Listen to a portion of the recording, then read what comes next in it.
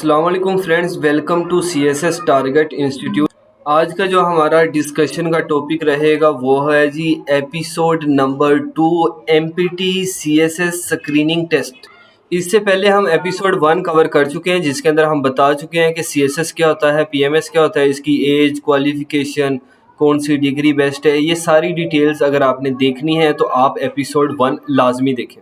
आज का जो एपिसोड नंबर 2 है इसके अंदर हम देखेंगे MPT की प्रिपरेशन कहाँ से करनी है, आप इसके साथ साथ प्रिपरेशन कहाँ से करनी है और कैसे करनी है। मतलब MPT का सिलेबस क्या होगा, ऑनलाइन अप्लाई की डेट कब आती है, अप्लाई किस तरह से करते हैं, एडमिशन लेटर यानी कि रोल नंबर स्लिप कब आती है, MPT में पासिंग क्राइटेरिया क्या है, रिजल्ट कब आता है, MPT के चांसेस कितने होते हैं।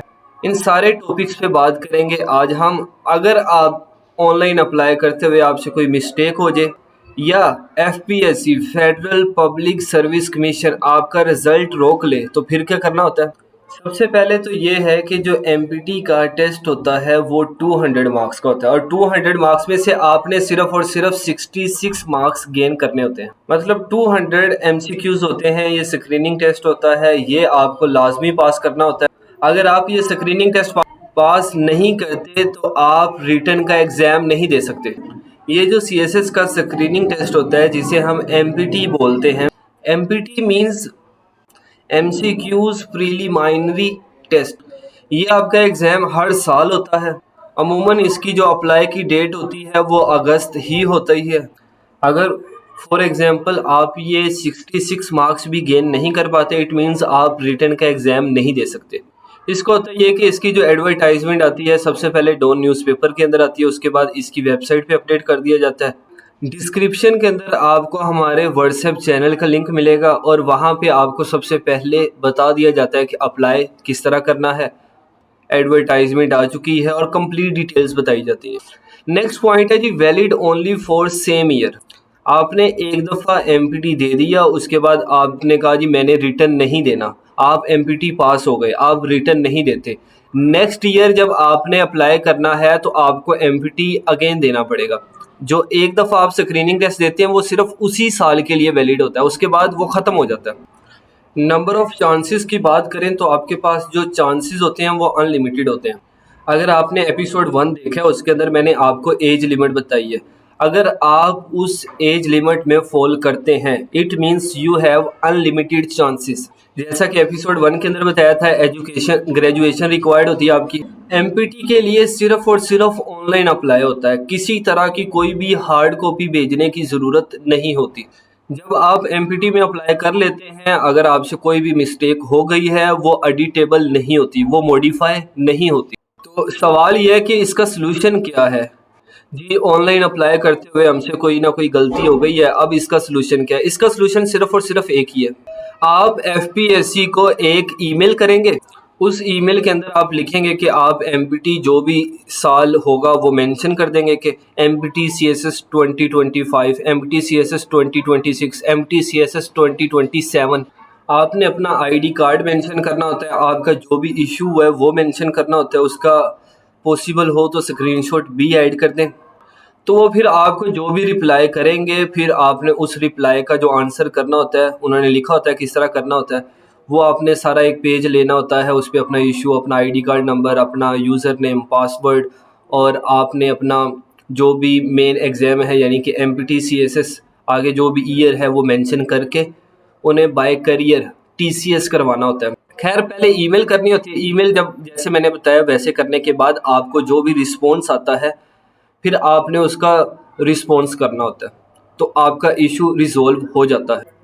और दूसरा ये कि MPT में जो आपने मोस्टली एस्पायरेंट ये क्वेश्चन करते हैं कि जी मैंने MPT के अंदर गलती से या चाहते हुए मैंने अपना एग्ज़ाम सेंटर ये वाला सिटी सिलेक्ट कर लिया जबकि मैं जो रिटन के एग्ज़ाम है इस सेंटर में नहीं देना चाहता।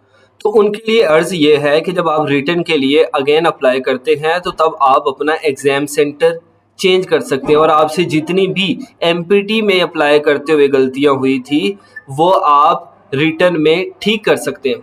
जब रिटर्न का अप्लाई करते हैं तो वहाँ पे जो एप्लीकेशन होती है वो एडिटेबल होती है, जबकि MPT में जो एप्लीकेशन होती है वो एडिटेबल नहीं होती। इट मीन्स आपसे MPT में अप्लाई करते हुए कोई गलती हो गई है, आपने ईमेल करना है, वो एफपीएससी आपको जो भी रिस्पॉन्स करे आपने फिर उसका रिस्पॉन्स करना होता है।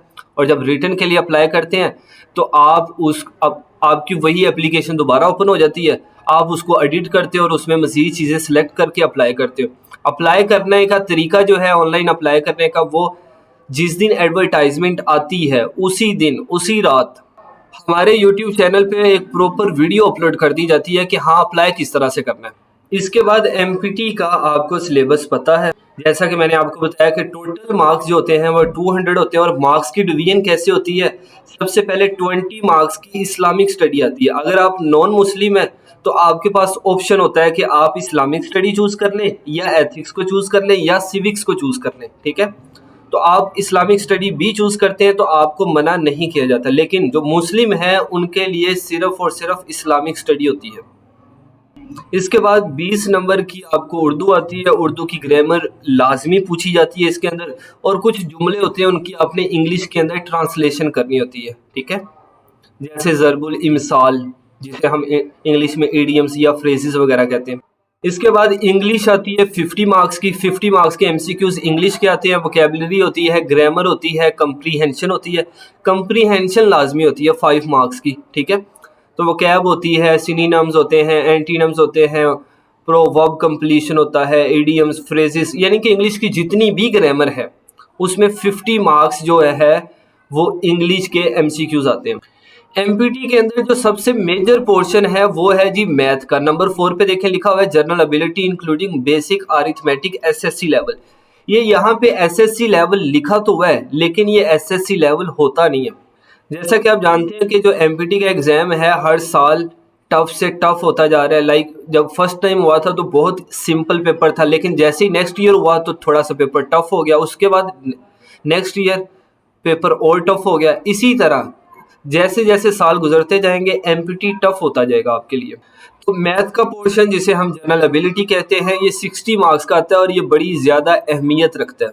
उसके बाद 50 मार्क्स का आपको जीके आता है। जीके में 3 सब्जेक्ट होते हैं, एवरीडे साइंस होता है, करंट अफेयर होता है और पाकिस्तान अफेयर होता है। एफपीएससी की जो अच्छी बात है वो ये है कि ये इनके एमसीक्यूज मिक्स करके नहीं देता, वो सबका अलग अलग टेबल बना के देता है कि जब मैथ के स्टार्ट हो गए तो मैथ के 60 चलेंगे, जब इंग्लिश के स्टार्ट हो गए तो इंग्लिश के ही 50 चलेंगे आपके। सवाल पूछा जाता है कि जो एमपीटी के आपके मार्क्स होते हैं क्या ज़्यादा मार्क्स लें तो हमारे एलोकेशन के चांसेस ज़्यादा होते हैं, तो ऐसा कुछ नहीं होता। एमपीटी जस्ट पास करना होता है। एमपीटी के जो मार्क्स होते हैं वो काउंट नहीं होते, इवन कि आपको मार्क्स बताए भी नहीं जाते। आपको सिर्फ और सिर्फ इतना बताया जाता है कि आप पास हैं या आप फेल हैं। आप ऑनलाइन अप्लाई करने से पहले ही प्रिपरेशन स्टार्ट कर देते हो, फिर ऑनलाइन अप्लाई करते हो। ऑनलाइन अप्लाई करने के बाद आपकी आती है रोल नंबर स्लिप, जिसे एडमिशन लेटर भी बोलते हैं हम। एडमिशन लेटर आता है आपका जो भी एग्जाम की डेट पहले से जो फिक्स है, एफपीएससी पहले बता देता है कि भाई इस दिन आपका एमपीटी टेस्ट होगा, तो उस टेस्ट से ठीक 2 हफ्ते पहले 2 वीक्स पहले आपकी रोल नंबर स्लिप आ जाती है। और एग्जैक्ट 2 वीक्स नहीं होते, ठीक है, इसमें कमी बेशी हो सकती है, लेकिन कम से कम 10 दिन पहले आपकी रोल नंबर स्लिप, आपका एडमिशन लेटर एफपीएससी की वेबसाइट पे अपलोड कर दिया जाता है। उसके बाद आपका एमपीटी टेस्ट होता है। टेस्ट जिस दिन आप दे के आते हैं तो आपको एक कार्बन कॉपी होती है, उस पर थोड़ा सा आप दबा के लिखिएगा, ठीक है। यह देख लीजिएगा क्या कि कार्बन कॉपी पे प्रिंट हो रहा है कि नहीं हो रहा, तो वो कार्बन कॉपी आपने प्रिंट कर लेनी होती है। सॉरी, प्रिंट क्या करनी होती है वो आपको दे देते हैं, आपने घर ले आनी होती है। रात शाम को 5 से 8 बजे के दरमियान एफपीएससी की जो वेबसाइट है वहाँ पे आंसर की अपलोड कर दी जाती है। जिस दिन आप टेस्ट दे के आते हैं उसी दिन ही आंसर की अपलोड हो जाती है। आप अपनी कार्बन कॉपी पे जो भी आपने ए बी सी ऑप्शन लगाए होते हैं वो ऑप्शन आप देख सकते हैं, जो आंसर की है उसके साथ मैच करके आप खुद को परख सकते हैं कि आप पास हैं कि फेल हैं। आपको रिजल्ट का वेट नहीं करना होता। जो रिजल्ट होता है ना, जो ऑफिशियल रिजल्ट होता है वो तकरीबन 1 महीने के अंदर अंदर आ जाता है। लाइक आपका जब भी एमपीटी का एग्जाम हुआ उससे 1 महीने तक रिजल्ट एफपीएससी की ऑफिशियल वेबसाइट पे आ जाता है, लेकिन उसका वेट नहीं किया जाता, वो नॉट रिकमेंडेड है। जिस दिन आप टेस्ट दे के आए आपने खुद को उसी दिन अवेलुएट कर लिया कि हाँ आप पास हैं कि फेल हैं, और उसके बाद आपका जो रिटन है उस पर फोकस करते हैं आप। मैंने बहुत ज़्यादा एस्पायरेंट्स देखे हैं वो एमपीटी पे बहुत ज़्यादा फोकस करते हैं और उनको लगता है कि हाँ एमपीटी पास होंगे तो उसके बाद रिटन की प्रिपरेशन स्टार्ट करेंगे, तो ऐसा नहीं होता। तो इन एक्चुअल जो हमारा मेन एग्जाम होता है वो रिटन एग्जाम होता है, ठीक है। आपने जो फोकस करना होता है वो आपका रिटन एग्जाम है, जो कि टफ होता है। एमपीटी इतना टफ नहीं होता, ठीक है, as compare to other one paper MCQs exam. और इसको इतना ज़्यादा लाइट भी नहीं लेना चाहिए कि आप वाकयातन ही फेल हो जाए। नेक्स्ट पॉइंट है जी एमपीटी विद हेल्ड लिस्ट। ये एमपीटी विद हेल्ड लिस्ट क्या होती है? अगर आपसे अप्लाई करते हुए कोई मिस्टेक हो गई है तो जो एफपीएससी है वो आपका रिजल्ट रोक लेता है, रिजल्ट डिक्लेयर नहीं करता, वो आपको जो नेम है विद हेल्ड लिस्ट के अंदर डाल देता है। जिस दिन रिजल्ट आता है ना, तो 3 तरह की लिस्ट होती है, एक पास कैंडिडेट की, एक फेल कैंडिडेट की और एक विद हेल्ड लिस्ट की। विद हेल्ड लिस्ट के अंदर 2 तरह के कैंडिडेट्स होते हैं, पास भी होते हैं, फेल भी होते हैं, लेकिन उनको अपना रिजल्ट नहीं पता होता, सिर्फ नाम पता होते हैं कि ये जो पर्सन्स हैं, ये जो एस्पायरेंट्स हैं, ये विद हेल्ड लिस्ट के अंदर है। तो इसका प्रोसीजर क्या होता है? इसका प्रोसीजर ये होता है कि आपने पहले विद हेल्ड लिस्ट से अपना नाम निकलवाना है और उसके बाद आपको आपका रिजल्ट पता चलेगा, फिर आप रिटर्न के लिए एप्लीकेबल होंगे।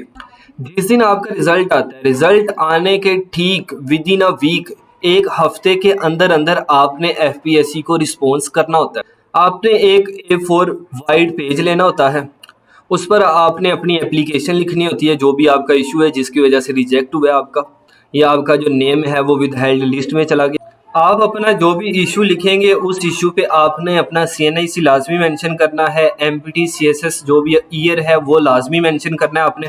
मोस्टली जो आपका नेम विद हेल्ड लिस्ट के अंदर जाता है वो सिर्फ और सिर्फ चलान फॉर्म की वजह से जाता है। लाइक आपने ऑनलाइन अप्लाई किया, चलान फॉर्म जो था वो उसको आपने संभाल के रखना होता है। जिस दिन आप टेस्ट देते हैं MPT का, उस दिन आपने वो चलान फॉर्म को साथ लेके जाना होता है। उस दिन अगर आपके पास चलान फॉर्म नहीं है तो आप उनसे रिक्वेस्ट करते हो, वो आपको बैठने देते हैं, लेकिन बाद में एफपीएससी आपका नेम विद हेल्ड लिस्ट में डाल देता है। या आपने जिस दिन टेस्ट देंगे उस दिन आपने वो जो चलान फॉर्म था उन्हें जमा करवा दिया, एफपीएससी का जो भी वहाँ पे अमला होता है वहाँ उनको आपने सबमिट करवा दिया। जब आप टेस्ट दे रहे होते हैं वो आपसे खुद ही कंडक्ट कर लेते हैं, आपसे खुद ही ले लेते हैं, लेकिन इसके बावजूद भी आपका नेम विद हेल्ड लिस्ट में चला जाता है। तो इसका सलूशन ये है कि आपके पास जो भी चलान फॉर्म है, अगर आपने एमपीटी के लिए अप्लाई कर लिया हुआ है, आपके पास चलान फॉर्म है, आपने उसकी एक कॉपी करवा के रख लेनी है और दोनों को आपने संभाल के रखना होता है। एक आप एग्ज़ाम वाले दिन, जिस दिन आपका टेस्ट हो उस दिन आप सबमिट करवा दें, और एक आप अपने पास रख लें। अगर आपका नेम विद हेल्ड लिस्ट में चला जाए तो वो आप कॉपी बाद में सबमिट करवा के अपना इशू को रिजोल्व करवा सकते हैं। सिंपल वर्ड्स में बताऊं कि एक वाइड पेज, उस पर आपने अपना इशू CNIC मेंशन करना है, आपकी जो भी पोस्ट से रिलेटेड इशू है वो भी मेंशन करना है, प्रॉपर डिटेल्स लिखनी है। जो 250 का आपका चलान फॉर्म जो आपने वाइल गिविंग MPT एग्जाम नहीं सबमिट करवाया था वो अटैच करना होता है। और आपको मेरी इसी वीडियो के नीचे एक लिंक मिल जाएगा डिस्क्रिप्शन के अंदर, उस लिंक पे क्लिक करके आपने एक और चलान फॉर्म डाउनलोड करना होता है जो कि 500 रुपीज़ का होता है। वो भी आपने नेशनल बैंक ऑफ पाकिस्तान में ही पे करना है और सिर्फ इसी में ही पे होता है। एफपीएससी इन अपकमिंग ईयर्स के अंदर ऑनलाइन अपना जो ट्रांजैक्शन का सिस्टम है या फ़ी पेमेंट का सिस्टम है वो करने जा रहा है, अभी तक नहीं हुआ। जब भी होगा हमारे व्हाट्सएप चैनल पे और यूट्यूब पे आपको अपडेट कर दिया जाएगा। तो आपने वो 250 वाला चलान जो पे नहीं किया, वो जो 500 का चलान है वो, और जो आपने एप्लीकेशन लिखी है वो, इन सब की कॉपी करवा के एक अपने पास रख लेनी है और इनको स्टेपल करके किसी इनवेलप के अंदर डाल के आपने एफपीएससी को TCS करवा देना होता है। उसके बाद आपका जो नेम है विद हेल्ड लिस्ट से निकल जाता है। इसकी मज़ीद इन्फॉर्मेशन लेनी हो तो नीचे मेरा व्हाट्सएप नंबर मेंशन है, आप मुझसे व्हाट्सएप पे रब्ता कर सकते हैं। इसके बाद बात करते हैं MPT प्रिपरेशन। अगर आप खुद से प्रिपरेशन करना चाहते हैं और रिकमेंडेड बुक्स पूछना चाहते हैं तो आप मुझसे व्हाट्सएप पे रब्ता कर सकते हैं, आपको प्रॉपर गाइड कर दिया जाएगा। और इसके अलावा अगर आप हमारे प्लेटफॉर्म से प्रिपरेशन करना चाहते हैं तो तभी आप हमसे व्हाट्सएप पे रब्ता कर सकते हैं। हमारा प्रिपरेशन का मेथड ये होता है कि आपको डे 1 से लेकर टिल लास्ट डे तक, आपके एग्ज़ाम से कुछ 3 से 4 दिन पहले तक जो हमारा जो सेशन है वो कंटिन्यू रहता है। आपको प्रॉपर एक स्केड्यूल मिल जाता है, आपको प्रॉपर PDF फाइल शेयर कर दी जाती हैं, आपके साथ प्रॉपर मटेरियल शेयर कर दिया जाता है और रिवीजन का भी स्केड्यूल शेयर किया जाता है आपके साथ। जैसे कि हमारा ये जो CSS 2025 MCQs based preliminary test यानी कि MPT टेस्ट का जो स्केड्यूल है उसका थोड़ा सा ये मैंने मेंशन किया हुआ है। ये आपको हमारे ग्रुप का भी एक स्क्रीनशॉट नज़र आ रहा होगा, CSS MPT सुपर सेशन 2025, जिसके अंदर इस वक्त हमारे पास 218 एस्पायरेंट्स हैं, कम्युनिटी मेंबर्स हैं, जो कि पिछले साल हमने जो CSS 2024 के लिए प्रिपरेशन करवाई थी वो फ्री ऑफ कॉस्ट थी। उसके बाद हमने इसके लिए एक मिनिमल फ़ी रख दी। इसके बाद हमारा डिस्क्रिप्शन के अंदर आपको व्हाट्सएप नंबर मिल जाएगा, व्हाट्सएप चैनल का लिंक मिल जाएगा, आप उसको फॉलो कर सकते हैं। वहाँ पे CSS से रिलेटेड आपको A to Z सबसे पहले गाइड किया जाता है, सबसे पहले बताया जाता है। एडवर्टाइजमेंट हो, रिजल्ट हो या किसी तरह की कोई भी इंफॉर्मेशन आपको रिक्वायर्ड हो, आप कमेंट बॉक्स में भी कमेंट कर सकते हैं या मुझसे व्हाट्सएप पे भी रब्ता कर सकते हैं। होपफुली MPT से रिलेटेड आपकी जितनी भी क्वेरीज हैं, जितने भी क्वेश्चंस हैं वो क्लियर हो गए होंगे। मिलते हैं एपिसोड नंबर 3 के अंदर। एपिसोड नंबर 3 के अंदर जो CSS का रिटन एग्जाम होता है, उसमें जो कंपलसरी सब्जेक्ट होते हैं, उससे रिलेटेड हम बात करेंगे कि उनकी प्रिपरेशन कहाँ से करनी है, कैसे करनी है, या आप CSS के बिगिनर्स हैं तो आपको कहाँ से स्टार्ट लेना चाहिए। वो सारी बातें हम करेंगे एपिसोड नंबर 3 के अंदर। अल्लाह हाफिज।